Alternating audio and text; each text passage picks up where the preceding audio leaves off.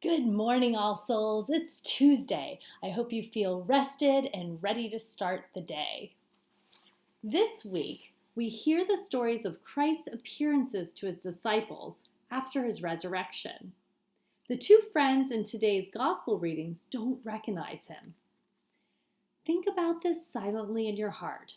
Can we be so absorbed in our own concerns that we miss seeing the holiness in people around us? I know I sometimes fail to see Jesus in others. Easter is a season that invites us to really see the goodness all around us. And there's so much of it. Let's start today by taking a deep breath, settling our bodies, starting in the name of the Father, Son, Holy Spirit. Amen. Loving God, like Jesus' disciples, we do not always recognize the Lord's presence. Help us to see Jesus in one another.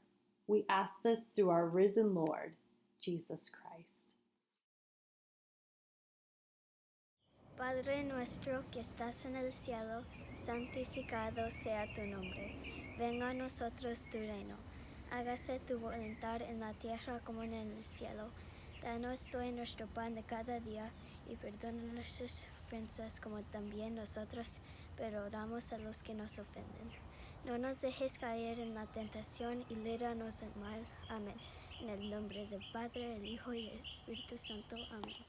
We have a birthday today. It's Gianna's birthday in 6th grade Spanish. And we are so excited to wish you a great day, Gianna. And I look forward to singing to you at our assembly and sing along this Friday. So virtual high fives and big hugs. I hope you have a great day. Happy birthday.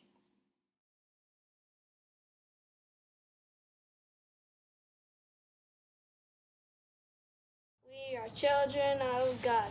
We are teachers, learners, and peacemakers.